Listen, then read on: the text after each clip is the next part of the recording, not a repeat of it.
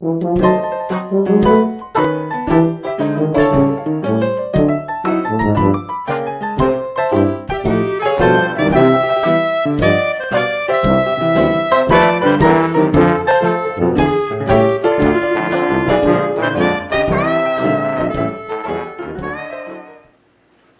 everybody, it's Grandmama again, and welcome to another story from our Hometown Scrapbook by Ben Weatherwax. Here we go. Recently, when we dug out the story of the Little River Steamer Enterprise, the first commercial ship to ply the Grays Harbor waters, we started a story that must be finished. We left a lot of loose ends hanging around untied. Let's take them up with the arrival of the first settlers in the lower Grays Harbor. You probably imagine that this was a pretty wild spot in the 1850s. Oh, there were a few settlers about. William O'Leary set up housekeeping down on the south side of the bay in 1849. The Hudson Bay Company had a post down near the present site of Westport during the sea otter seasons. They traded with the natives who hunted the otters for their fine skins. And there were scattered here and there through the harbor area a few rough and ready frontier folk who trapped or fished and liked their own company best. It was about this time that the little band of settlers started north from Portland, Oregon to Grays Harbor. The band was small. In fact, it contained two families, the Carter family and the Peterson family. The menfolk went ahead. They crossed the river at Astoria and hiked over the headlands of the Columbia to a place that was shown on their map as Shoalwater Bay. There was a small boat operating on the bay that took them across to the present site of Tokeland, and from there they hiked up the beach. They knew where they were going. Tom Carter had been there before to survey the country. They were going to stake out their claims on a long spit of land that jutted north at the entrance to Grays Harbor. Little Frank Peterson, a 10-year-old boy, and John Carter tugged at their father's heels, thinking they'd never get there, but they did. They selected their lands, staked them, built log houses with shake roofs out of those scrub pines down there on the peninsula, and then went back for the womenfolk. The Carter and Peterson's homes had been in Portland for more than a decade. Little Frank Peterson was born there. So when they returned to Portland, they spread the word of the new settlement. There'll be a city there, they predicted. They even had a name for their dream. They were going to call it Leo City. Now, frontier folk were great gamblers. They were always ready to make a bet. And setting up a new town was like making a wager. You bet on the town. If it grew, you won. If it didn't, you picked another and tried that. There were a few gamblers around Portland. One of them, a fellow named McKee, decided to bet his stake on the new site called Leo City. He bought provisions and trading gear to swap with the natives and join them on the return trip north. Another family came along to start a boarding house, and a few odd characters made the trip just to see what Leo City would look like. Of course, what they saw was sand and pines and Grays Harbor spreading gray, blue, and restless under a changing sky. Some went back, but some stayed on. And Tom Carter, true to his promise, laid out streets and blocks and filed a record of his new town in Olympia. Now, that wasn't the first town to rise where Westport now stands. There was at least one other before then. Historic records say that a vast Native American city stood there when Robert Gray entered Grays Harbor in 1792. The city was called Chenamus, and it was the winter home for the Native Americans there at the time. But come the first settlers, years before Tom Carter and the Petersons, they had brought smallpox and devastated the tribe, killing at least 2,000 persons who had lived there.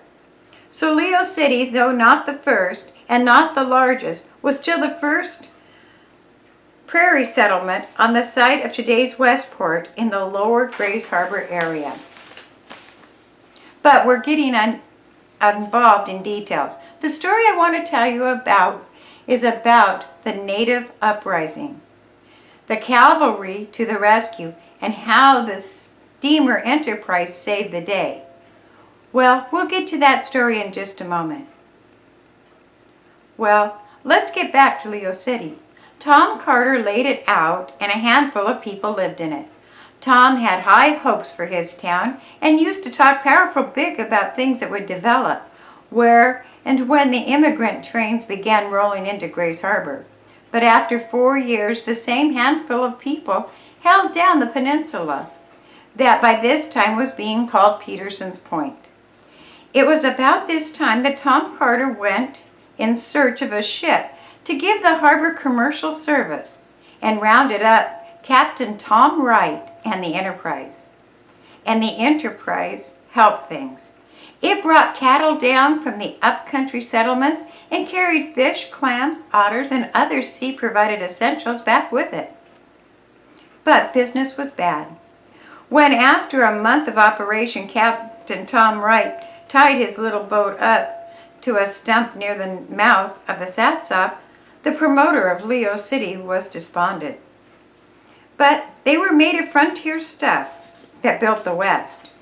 They had an out-for-it attitude. That is, Sam Williams did.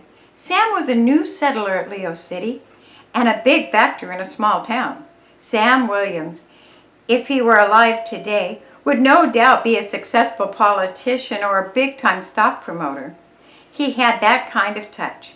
When the Enterprise had stopped calling at Leo City, the mail had to come down the harbor by dugout canoe. Sam called Tom Carter and Peterson for a council of war. The answer to our problem is to get a company of soldiers here, he told them. Just get them stationed here at Peterson Point and Leo City is assured. That sounded reasonable enough, but how should they go about it? Tom Carter had thought of that.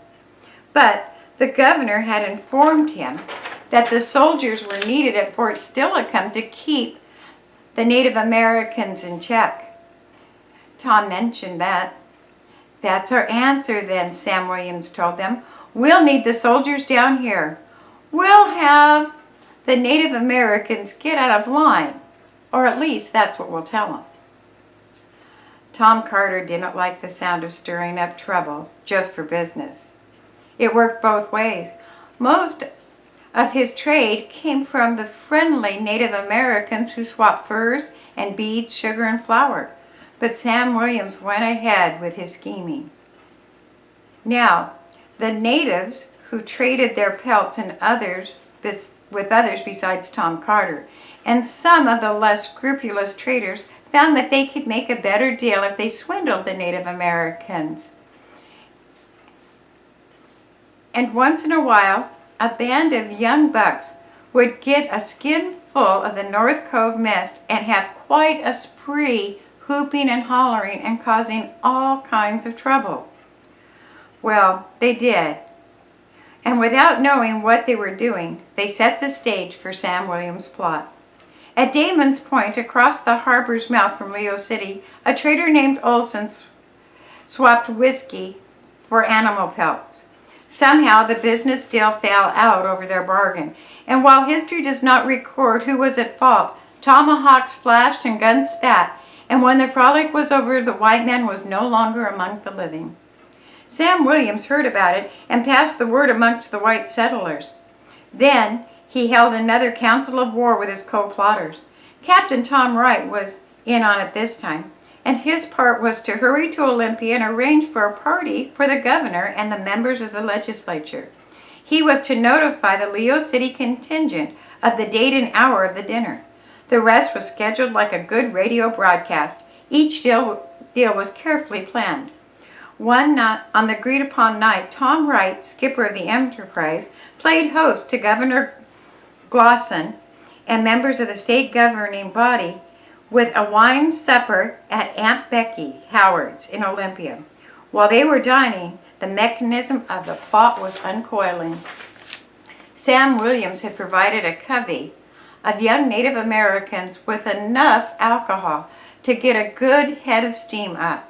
When they were at their truly most unruly, he spread the word through the settlement that they were planning a massacre and killing all the settlers. Just like they had killed Olson, he suggested. Peterson, who had not been taken into their confidence, was alarmed. How, he demanded to know that from Sam Williams. Could they get the word to Olympia for help? Why, said Sam, young Bill Wright, the captain's son, is bringing the Enterprise down the river this afternoon. We'll send him with the news. When the Enterprise arrived, Leo City was an embankment fortress with every gun loaded and ready for a good shooting war. Peterson, the neighbors, rowed hurriedly to the little harbor boat with a letter urgently requesting assistance. Within a matter of minutes, young Bill Wright and the Enterprise were heading up harbor with the boilers at full speed, snorting in the air and moving through the water as she had never done before. At Montesano, young Bill switched to a horse and began his dash for the territorial capital. And coincidentally, he arrived in Olympia just as the party at Aunt Becky's was in its merriest. The letter that he flashed was convincing. It told of Olson's death. It described the harbor tribes beating the war drums and putting on war paint. It told of the hopeless little settlement in the very heart of the troubled area. Governor Golson was a man of action. Within an hour, he had started his own son and young Bill back towards Leo City with a mile train bearing 50 stands of Mississippi rifles and 10 boxes of powder and ball. At daylight, the legislature went into special session, passed a resolution requesting the commanding officer at Fort Steilacoom, Colonel Casey, to send troops to Leo City at once. That night, a company of cavalry under Captain Maloney and Lieutenant Katz trooped through Nisqually headed west. They had been told, "It's a forced march, don't stop for anything." Near what is now the town of Satsop, the Enterprise was ready with steam up to take the soldiers aboard. Barges, which had been borrowed from several farmers who floated produce down the river, were tied behind for the horses. They arrived at Peterson Point before dusk on the second day and went into action. Captain Maloney went to his source of the trouble by raiding the Native American camp to confiscate any alcohol. He issued an edict that Leo City was under martial law. He laid out a fort and conscripted every able-bodied man to cut timber for the stockade and blockhouse. Within a month, Maloney's men were dug in with stables, barns, barracks, and a full-scale fort. The Enterprise had hauled more merchandise down the river in 2 weeks than it had in all the months before. And what was best of all, Governor Golson advised the troops to stay there until they were not needed. Sam Williams was doing business. Leo City was booming, and the government contract took the Enterprise out of the red. Grays Harbor was beginning to show the promise that Tom Carter had predicted for it. In 10 years, he told his friends in Portland, we'll have a city there of 1,000 people. And he might have too. But a few weeks later, the guns in Charleston Harbor opened fire at a fort called Sumter. And in Washington, D.C., President Abraham Lincoln declared that a state of war existed between the states of the North and the South. But that's another story, and we'll have to leave it for another time when we get together with our hometown scrapbook. Thank you for listening.